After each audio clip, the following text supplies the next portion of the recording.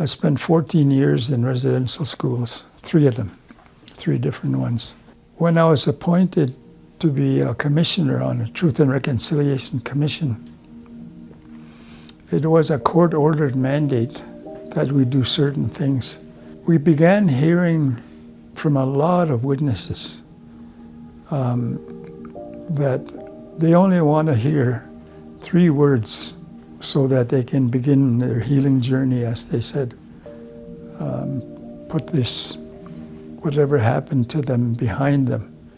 The 3 words they wanted to hear was, "I am sorry." I may have blocked out a lot in my own journey, but I went to the Ermineskin Indian Residential School, which, like I said, was only about 400 yards away from here, which was built, by the way, in 1874. And then there was a new one built after that. I moved on from the old school to the new school, which was the second one. It didn't have high school, so in order to go to high school, you had to go to off reserve. Like my sisters went to Red Deer, my brother and I and others went to Edmonton. I blocked out, I think, a lot of it in terms of the 11 years I spent here in the 2 different schools, except for the good parts. The good parts for me was the being blessed by finding sports as an escape, as an outlet. I often say that I ran away from the abuse and ran towards sports to help me get over the abuse, and came to love sports, and have admitted that because of hockey, hockey itself as a sport in the school really saved my life, because after that I went to college, played hockey, I went to university, played hockey, and continued on after that. So I owe my life to sports generally. So when I went to university, I thought maybe I'm going to be a phys ed teacher, because that was kind of what made me feel good and leave the abusive past behind, and broke a rule that my coach, late Claire Drake, had, that we couldn't ski if we were going to play hockey. And of course, my roommate happened to be a downhill ski racer. And he said, "Come on, Chief, let's go skiing. We're school's over. It's June and people are out skiing in their shorts and T-shirts. Let's go." And I said, "No, I can't go." And he said, "Come on." Well, okay, I said. I, of course, broke my leg really, really bad. Couldn't skate for 6 years. So I ended up coaching. And then the NHL phoned one day and said that we've been hiring good hockey players as managers, but because they were good in hockey didn't necessarily mean they were going to be good in management. So we're going to put on these management schools for professional hockey. Would you like to attend? We've been selected for North America, 30 of us. So I said, "Sure, I'll go." So I went 2 years to the management school. But when I got there, I discovered out of 30 of us, there were only 2 of us that were not lawyers. So I came home and I said to my wife, Helen, "I want to play hockey. I can't play hockey anymore. I want to stay in hockey, but I guess I got to go to law school." Well, when I get to law school, I find out there's only 3 Indian lawyers in Canada, 5 Indian law students in Canada. So I had to park my hockey ambition to the side for a while, which became permanent later, and focused on law so that I could stay with hockey. But the demand for indigenous lawyers was so huge and the work was so immense. I ended up doing international law, which I didn't want to study either. So I ended up, first of all, as an athlete, competing in 9 different countries, in 11 world championships, in 3 different sports. So I had an idea what international activity is like. So to go to international law, the first year right out of law school, in fact, the first month, I was invited to go to Sweden to an Indigenous Peoples World Conference. And I was asked to chair a meeting on international law, which I did. And then after the meeting, the gathering said, well, since you chaired the meeting, now you go to Geneva and get these changes done on these laws that are not, there's only one law actually that was legally binding, which was drafted in 1956 through the ILO, the International Labour Organization. But they could only deal with economic, social, and cultural rights because it was a labor organization. So I found out that in order to deal with treaty violations, I had to go to the United Nations for civil and political rights. So there's 2 bundles of rights and 2 different organizations dealing with them.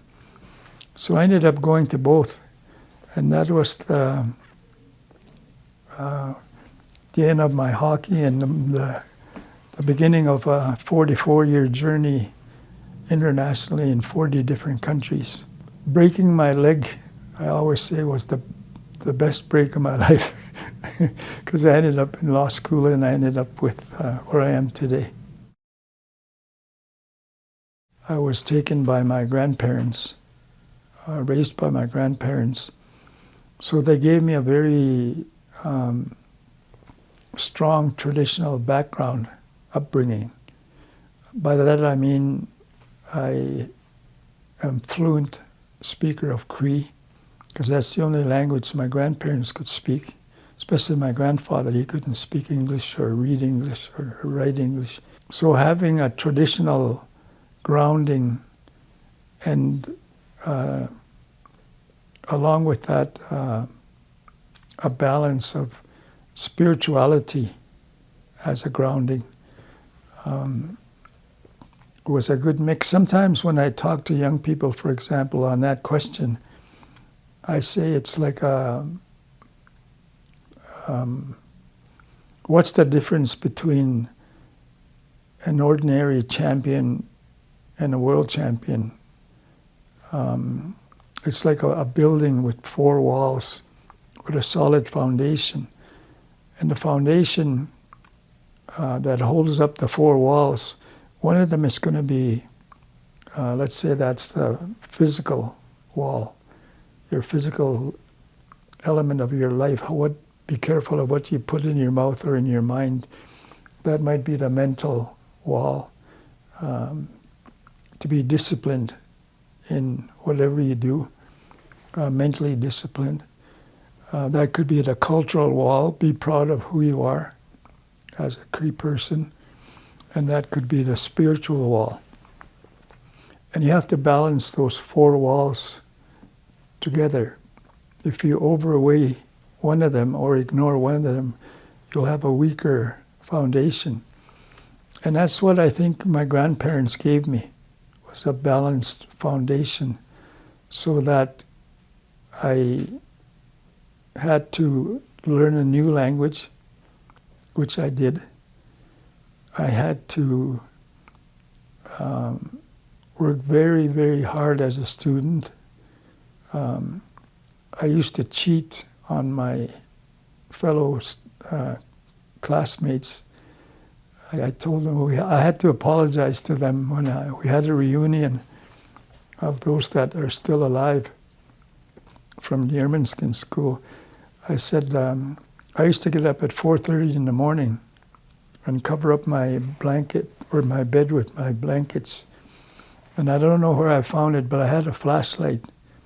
So I would crawl under my bed and I'd study with my flashlight from 4:30 till the bell was just about to ring.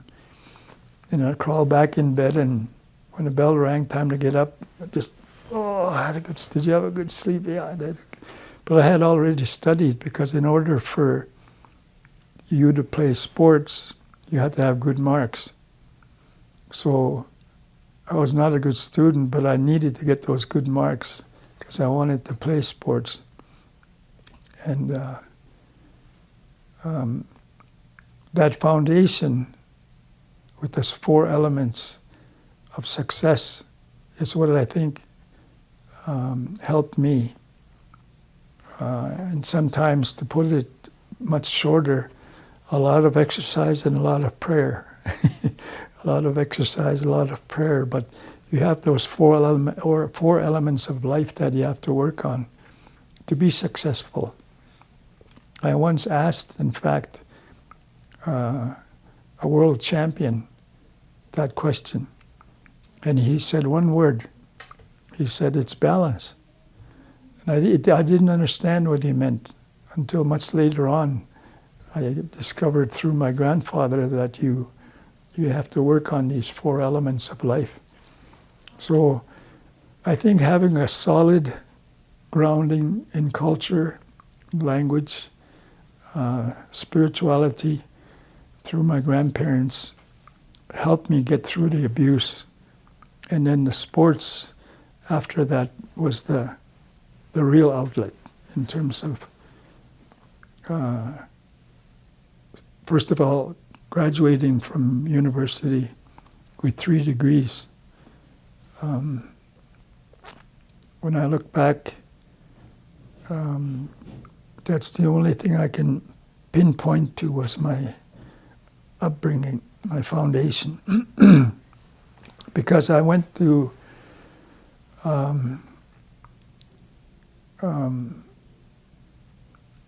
with the other 5 not law students, but university students. 2 of them, unfortunately, died during university years. The other 2, I don't know what happened. So each time a hurdle came, I had a way to deal with it. For example, in sports, the racism in sports just motivated me more to play harder.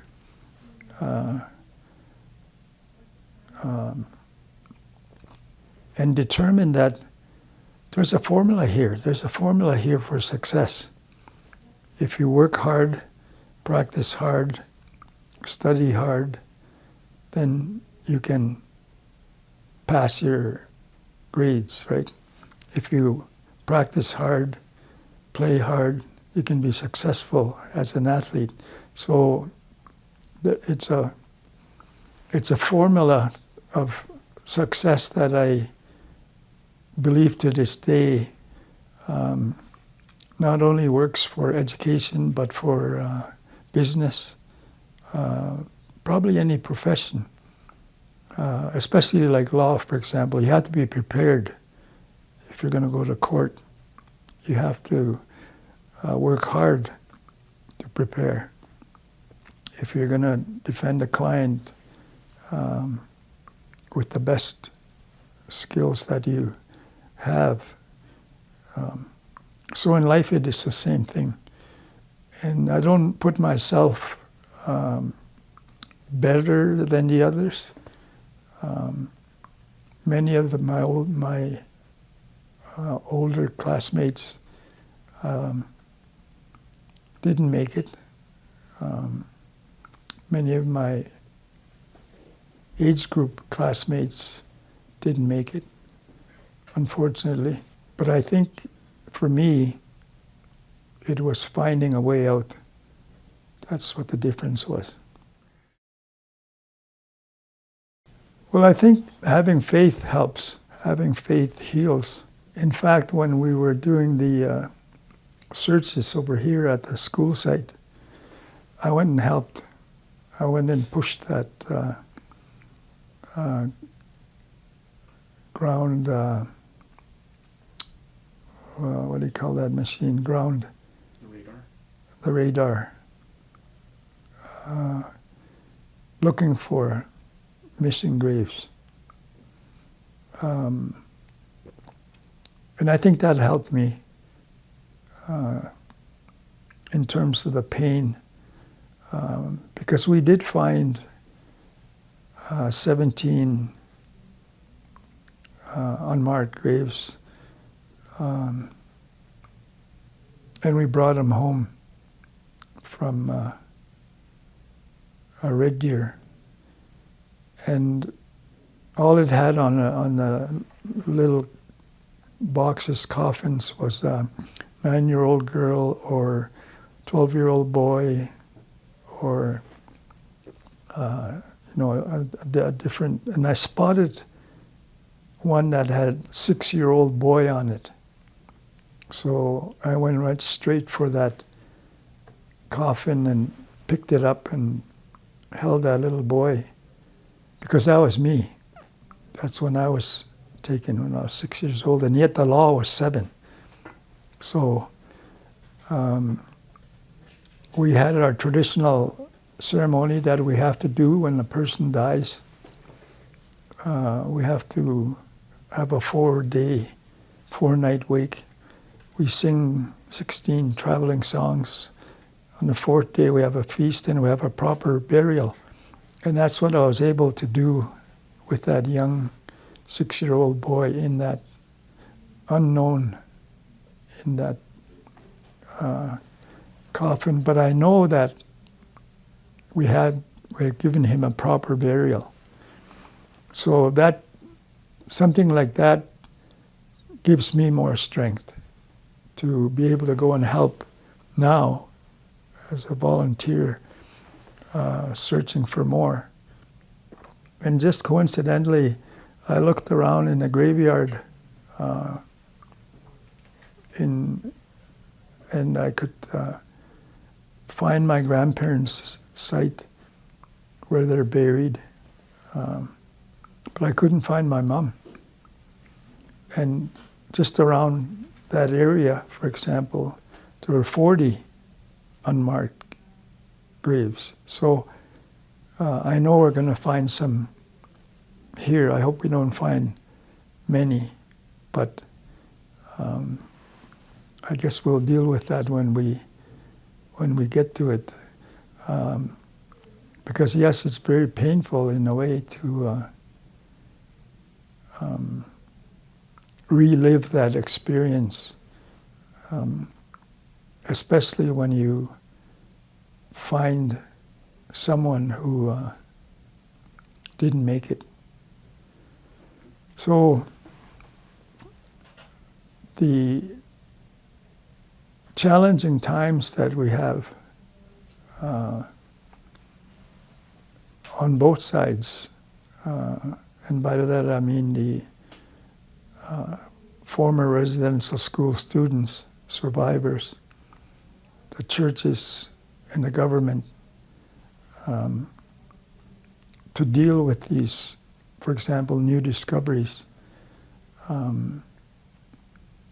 For me, actually motivates me to work harder to find the truth. I thought I had found the truth because although the courts didn't tell us to do a study on the missing children, we did it anyway. We have a publication, it's right on the bottom of that shelf there, on the missing children. Because we were hearing stories about the missing children, those that didn't come home. So we had based on research that we did as a commission, over 4,000 students that we found, that we labeled who they were, where they were from, when they died, where they died, how they died. But 1,200 of them we couldn't identify. So that work is continuing, and the last number I had heard was 6,000 were there, and this is before Kamloops or Cowessess happened. So it is a very difficult time emotionally for all of us, I guess, to try and keep the balance I was talking about earlier, and continue working, especially continuing to work on healing ourselves, and trying to mold a good path of reconciliation, so that we will come to the point, as I was saying earlier, motivated by young people who think we're going to see reconciliation. I found it hard. I think I mentioned before that to go from truth to reconciliation is a big step, because I found it was a spectrum where you have a right to know the truth to begin with. Everyone has a right to know the truth. Then an apology is given for the harms that were admitted were done. But you need a space for forgiveness. And I don't think we've had that opportunity yet. But after forgiveness comes healing. And after healing comes a sense of justice. Then you can talk about reconciliation. So from truth to reconciliation is hard. But if you go from truth, apology, forgiveness, healing, justice, and reconciliation, I think that's maybe a longer path, but we're going to get there. But I really feel, for me, for example, yes, the apology will be very important for His Holiness the Pope Francis, for me to hear him say that, but I'm ready to forgive. I'm ready to forgive, because I had already forgiven the Prime Minister, or forgiven what happened to me through the Prime Minister when he gave the apology. So that also motivates me in terms of the work that we're doing. So I look forward to the journey. I think it's important for the many out there that are still very angry, many that are still suffering from all kinds of addictions because of the abuse that they went through. So there's a lot of work to be done, but this journey is so, so, so important. And if we get the apology there and bring it home, I think when the Pope comes, the other survivors need to hear that. And then I think we'll have a better chance at healing and reconciliation. There's some good reconciliation activities happening. For example, there are some men's groups that have started, because there's a saying that if you've been abused, you become an abuser. So these men, for example, that are in that situation where they had become abusers, are having weekly meetings and jointly working together.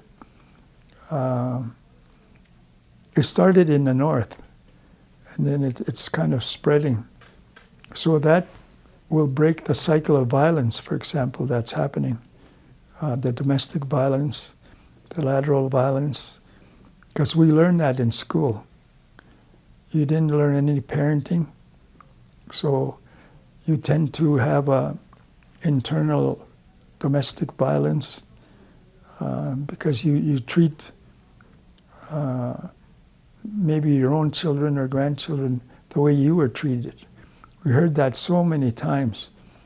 For example, a group of one family of sisters came together and said, our mom used to wake us up at 3 a.m. and make us scrub the floor with a toothbrush, in between the tiles. And that later on they asked how come their mom did that to them. And she said, well, that's how I was treated in school. So that's the thing she brought home, right? But to apologize to your own family is a very difficult thing in and of itself. So for me to try and reconcile, first of all, I have to reconcile myself with Creator or God, to reflect on another story of one of my classmates. He said, Willie, I've been doing reconciliation for 10 years now. And I said, wow, way to go. I pat him on his back and I said, way to go. He said, no. Today is the first day I realized and learned that reconciliation begins with me. I have to reconcile myself with God, make things right. Then I have to apologize to my wife, spouse, or partner. I have to apologize like I did with my children. It was tough. My grandchildren was a little bit easier. They're much more forgiving in a sense, I apologize for being a poor husband and a poor dad and a poor grandpa, because I didn't know how to be any of those, because I didn't learn any of that in school. I know how to punish, how to be punished, but work that's up in front of us in terms of reconciliation is not only that part of working with yourself as an individual. Those that didn't have that experience, that ask us, well, what can we do? I usually say to them, read the 94 calls to action. Listen to the one that speaks to you and make a commitment to implement it. Just take one. And because some say, well, 94 is overwhelming, in a sense for many, I guess. But so beginning with yourself is the first step. And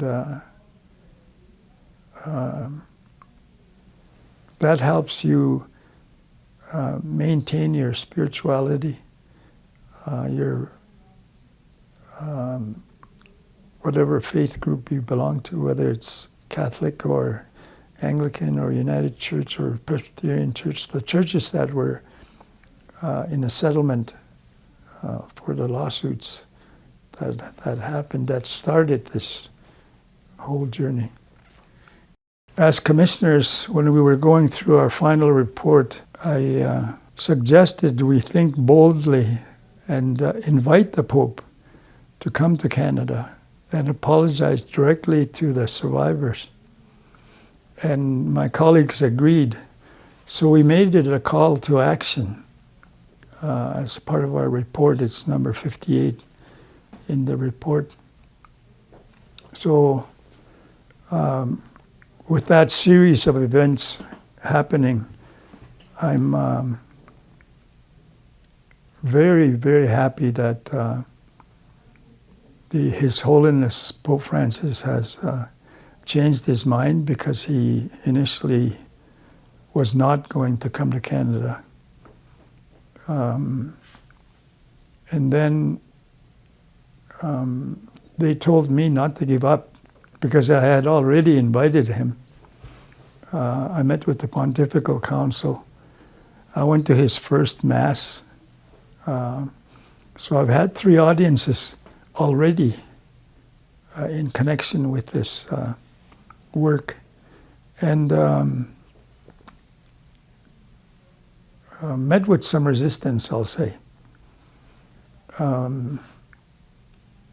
The Catholic bishops of Canada apparently did not want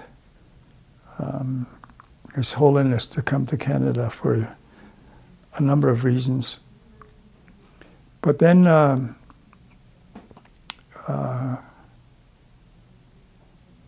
we got an invitation to go and meet with him in Rome.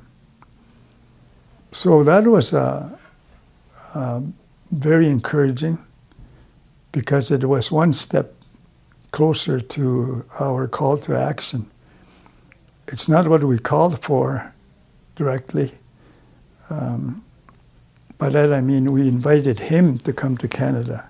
Instead, he invited us to go to Rome and have an audience with him.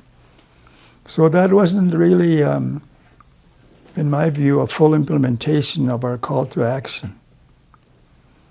And all of a sudden, through the media, I find out he's decided to come to Canada. So that made me really, really happy, because it meant that our call to action was taken seriously, and that he's complying with it by agreeing to come to Canada. Now the next step is the apology. Where will he present the apology? Will he give it to us as a delegation, or will he do it when he comes, whenever he comes? So we don't know. There's a lot of unanswered questions. But to go to your point, I'm very, very, very happy that he's agreed to come to Canada. And for personal reasons, I would say, perhaps selfishly, I would like an apology. When the Prime Minister apologized on behalf of Canada in the House of Commons, I immediately went to him and thanked him and forgave Canada for, excuse me, forgave the churches and the government for what happened to me as a child. So it's a very personal journey of healing, in a sense. If I can use an analogy, and I shouldn't because it's a serious topic, but it's like the golf swing. They say the most important part of your golf swing is your follow-through. So the most important part of the apology will be what happens after. So it's going to demand that we have local plans, local activities, where there's engagement with the priests and bishops and sisters and so on to continue on this healing journey, except the difference will be doing it together, and that'll be a key.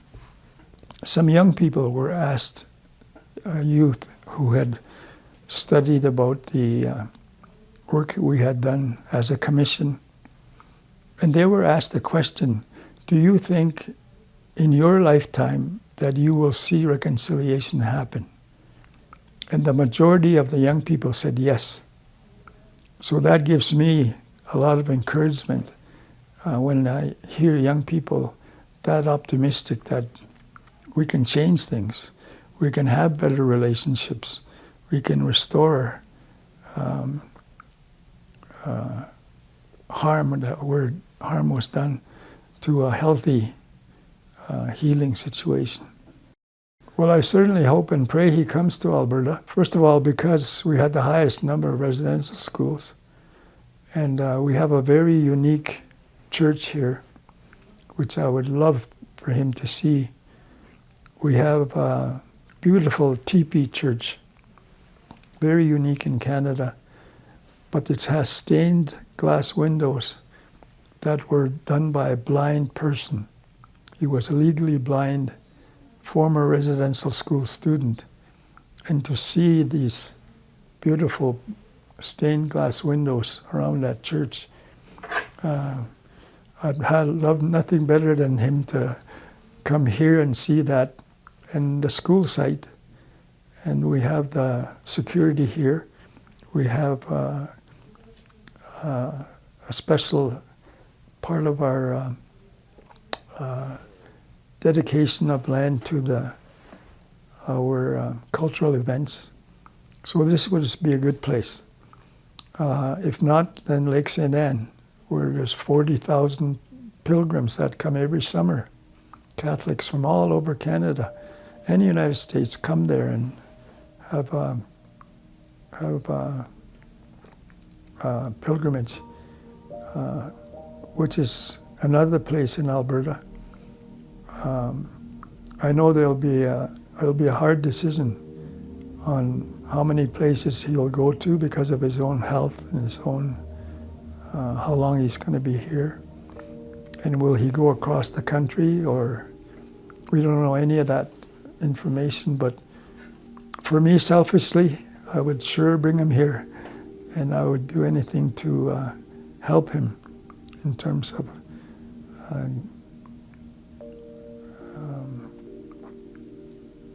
what needs to be done when he says Mass. You know, one of the highlights of my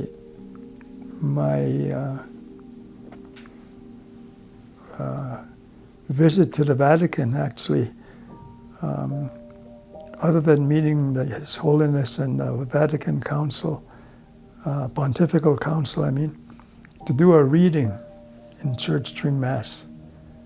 That was a highlight for me. So if they're looking for volunteers to have someone do a reading during Mass, I'll be right there. But anything I can do to help, I'll certainly try to my best.